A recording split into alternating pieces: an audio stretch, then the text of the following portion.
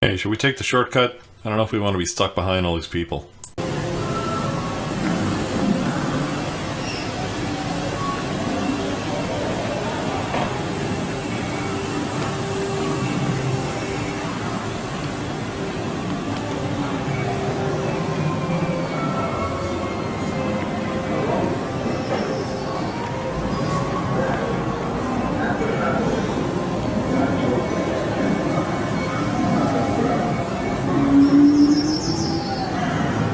The serpent said to the woman, "You will not surely die." They had no concept of death. The serpent said to the woman, "You will not surely die." Stop calling me Shirley. Genesis 3:4.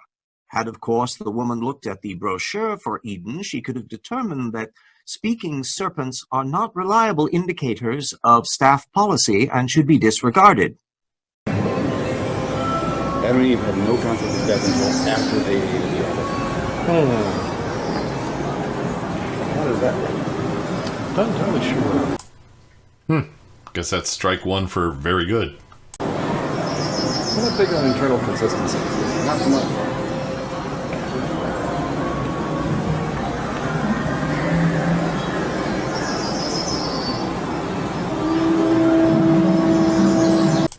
Hey look, there's that serpent that God cursed. Upon thy belly shalt thou go, I believe it was. Kind of an interesting curse for a legless animal. And there's the inconsistency.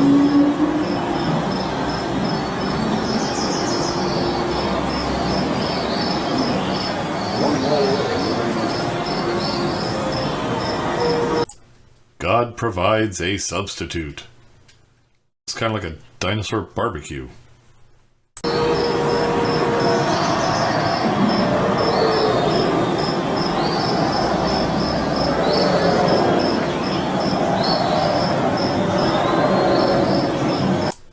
Okay, barbecue's over. Everybody out.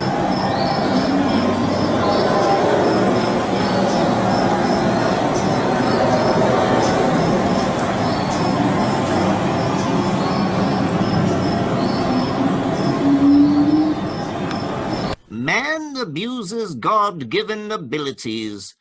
Man eventually spread across the earth, but rather than serving their creator, they became exceedingly wicked. In a little over 1,650 years, they had grown so vile that God judged the world with the global flood. Genesis 4 describes some of the advancements they developed through the talents God had given them, such as electric lights and telephones and wrong century. But we like to imagine that they had very advanced things because we want to think that everything has gone downhill. Plus, they had to be able to build an ark that could float if it was the size of the one you're in and didn't actually have the ability to do concrete and reinforced rebar. But to continue, however, just like in our day, we're gloomy gusses, technology can be used for good or evil. And in a thoroughly wretched world, blah, blah, these innovations were surely used for sinful purposes, like the internet and highways and antibiotics.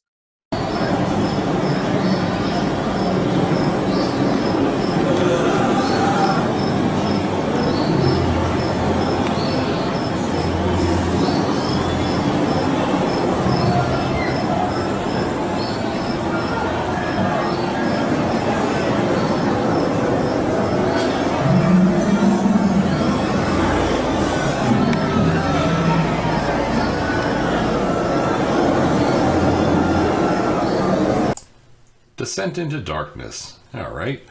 Civilization, polygamy, music, metalworking, giants, and violence. Okay, I recognize all the words, but I don't see... No, I don't get it. I see no connection.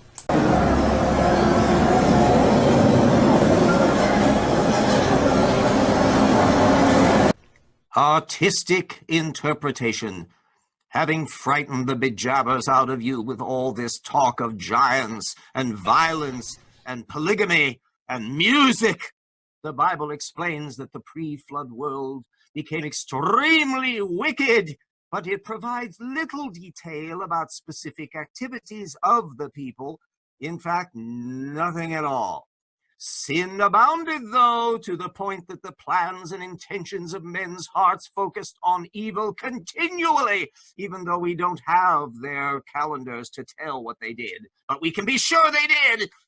The remainder of this exhibit presents an artistic representation of what that world may have been like once we make it all up.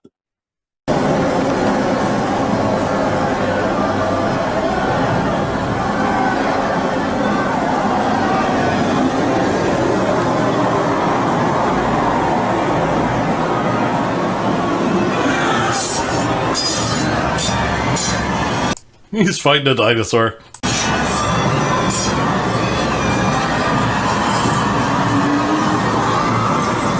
And a giant.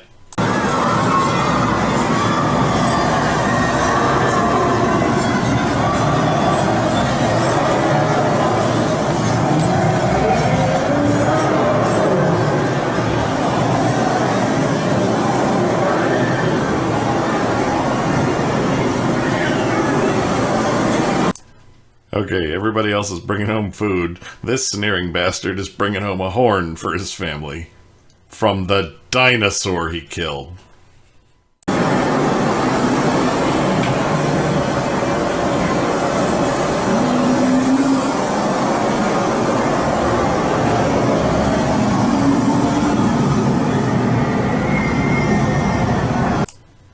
Alright, so they're having a party and dancing. This is what's got God's panties in a bunch.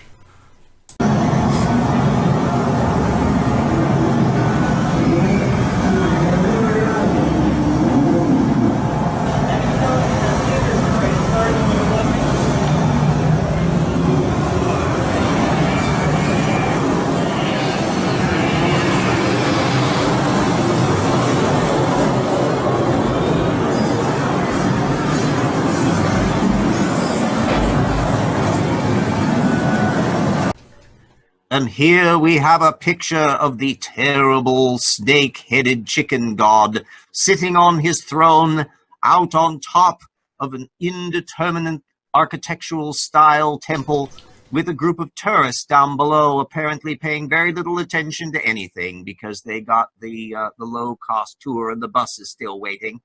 We're not entirely sure of what architectural style this is. We're getting a low-budget goddess on the bottom, only 2 breasts, very boring. In other words, we made stuff up. Although the temple looks very threatening, this does bring to mind what actually went on in ancient religions. Many of the cultures did in fact do human sacrifice and babies, which was not a nice thing to do. But these sorts of things were not usually conducted in quite a Cecil B. DeMille way. They were inside of temples, behind precincts. They were not intended for public consumption. Once in a while, the gods could be put onto carts or on litters and called around through the populace that they could look at them on feast days. The Egyptians were rather fond of that. But by and large, this was an elite group of people that had the godly things going on behind the scenes. So which exact religion this is in this generic human beings gone awry and becoming wicked, we're not entirely sure. But the real history is very interesting. We have a lot of archaeology that people have discovered about these gods, and we can be reasonably certain that whatever gods they were, whether they were sitting on the hood ornament goddess or not, they were just as sincere in their beliefs as the people visiting this temple to the Ark are in the 21st century, except they didn't have the benefit of actually having knowledge, and we theoretically do.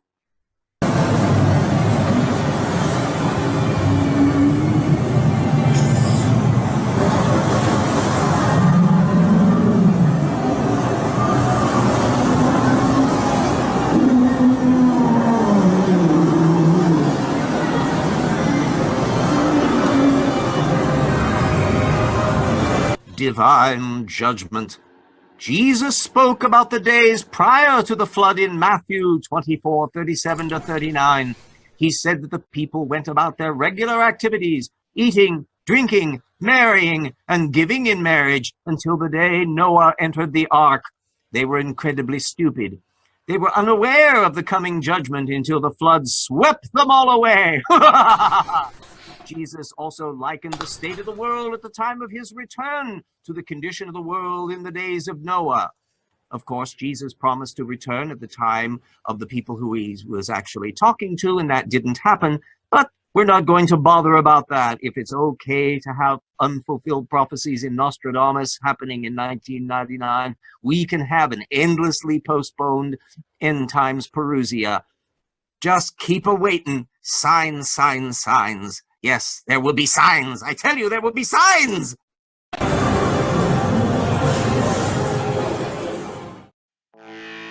thank you all for watching, and I'll see you next time.